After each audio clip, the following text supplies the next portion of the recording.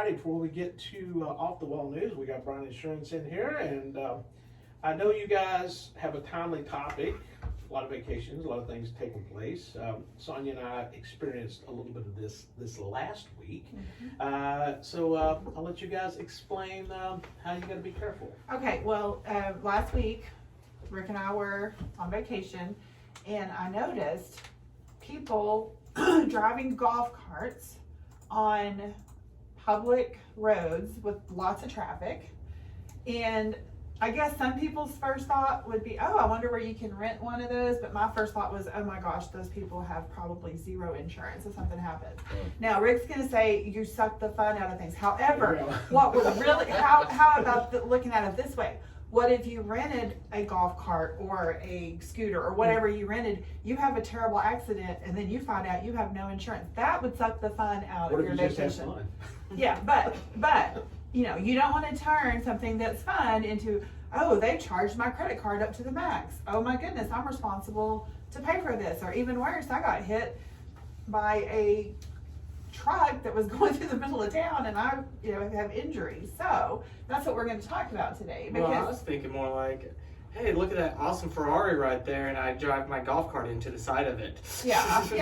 There's a lot of bad things that can happen, and we saw those rental places on every corner where we were, and they rented more than just golf carts. They rented scooters. They rented jet skis. Trying to think of what else. Can you think of some other stuff? Helicopters. Well, they didn't rent helicopters. But they did take people on helicopter rides, which is a whole different subject. Needless to say, Rick was not in line for the helicopter ride. No. But, so that's what we're going to talk about today is because I don't think people go on, I could be wrong. If you're going to play golf, that's a whole different situation. But if you're going on a vacation. Well, yeah, if you're going to drive a golf cart on a golf course, that's one thing. But if you're out on I-5, that's a whole different deal. But most people, my guess is, just based on what we saw, you don't think, I'm here in Graham, and I know in 2 weeks I'm going to go to wherever, and I'm going to rent this piece of equipment. No, you're there, you see other people that have done it, and you think, ooh, that sounds fun, so you go check it out. I'm thinking more the kids were like, hey, we want to rent that, let's go have fun.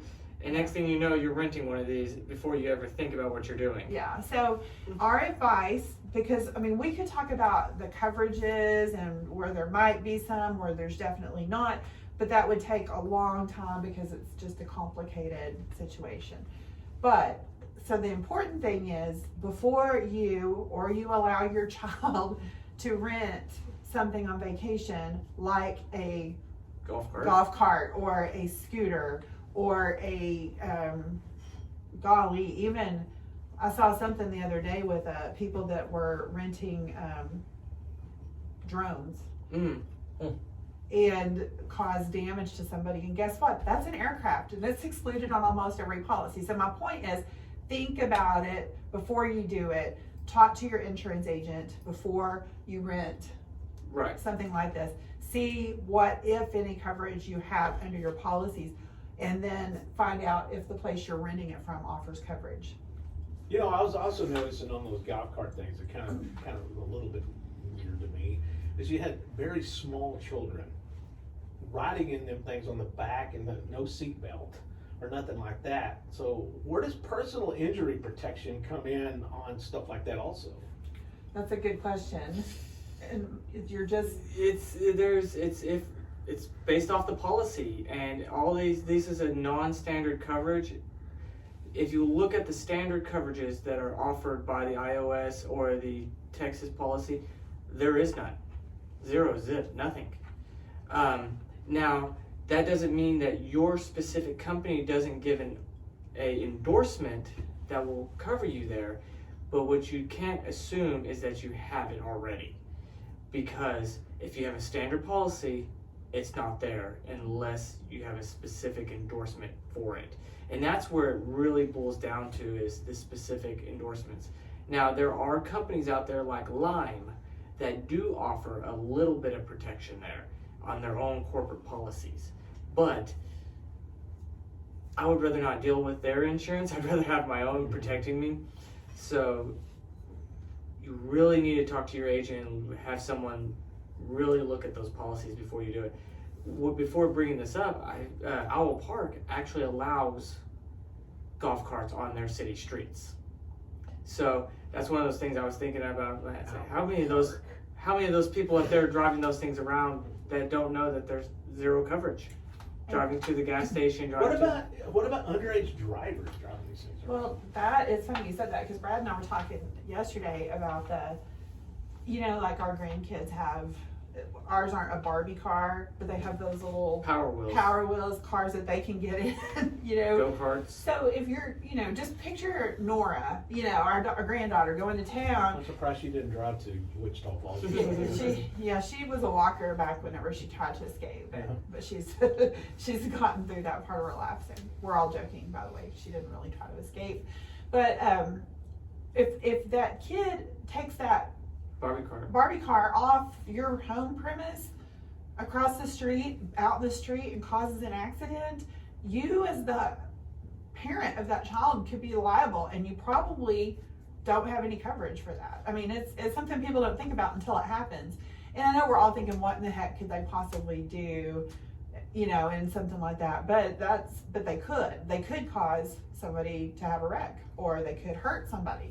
They could hurt the neighbor kid that's riding with them. You know what I mean? So there's just lots of things to think about. And again, not trying to take the fun out of life, but don't end up with a bad accident that you don't have any insurance to cover. Well, I didn't know when we were there in Florida that there was actually a bike lane in the street, but there was a lot of golf carts in that bike lane. Mm-hmm. And I noticed that a lot of people driving were not, you would think they would not be licensed drivers. Yeah, oh, for sure. They were very young looking, and things like that. So these are things to consider, to think about. If you're going to take a vacation, go someplace, like the personal watercrafts and the golf. Does that include bicycles? No, bicycles are human-powered vehicles less than 3 wheels. So those are covered under your iOS policy. It's when you add a motor to it and it has more than 3 wheels is when you, and off premise. Those are the key terms that you have to consider. Yeah. So one of the scary things is when you consider off premise, especially with those power wheels, because they have 4 wheels, they have an electric motor.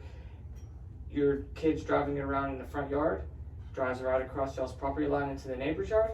Technically, that's off premise. Wow. So something to be very mindful of, to be careful of. Right, and we're all about having fun. I mean, good night. That's in our mission statement. Exactly. Part of our mission statement, is that we have fun.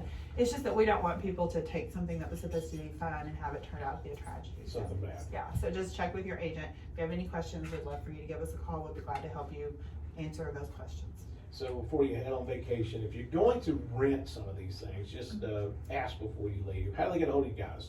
Oh, yeah, you can call us at 940-549-2525. Come visit us at the 2nd floor Sierra Bank Building or in Hudson Oaks, or online at brianins.com. All right, Brian Insurance, thank you for coming by. Brad, I got to ask you, today is National Pink Flamingo Day. Do you have any flamingos at your house? No. You need them.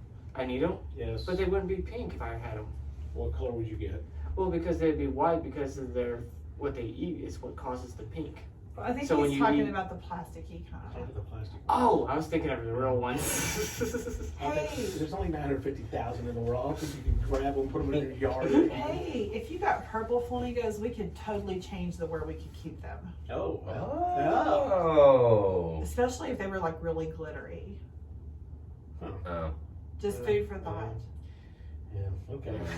It just hit me because I'm seeing purple flamingos on that shirt, and I have a whole different feeling about a purple flamingo than Okay, a we'll pink see what we can flamingo. come up with here. So isn't there a thing where people get flamingoed, like their yard?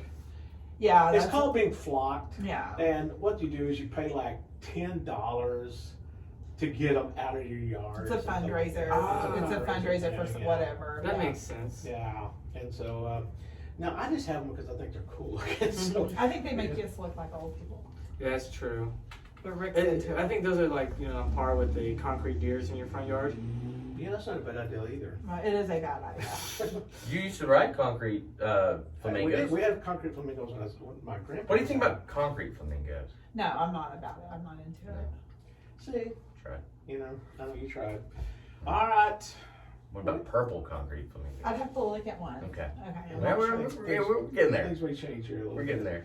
All right, thank you guys for coming by. Thank Appreciate you. it. All right, time to shift gears a little bit. We've got off the the wall news. Off the wall news being brought to you by Rock Bottom Barbecue. Rock Bottom Barbecue with all, and I mean it, your barbecue needs. It's not a want.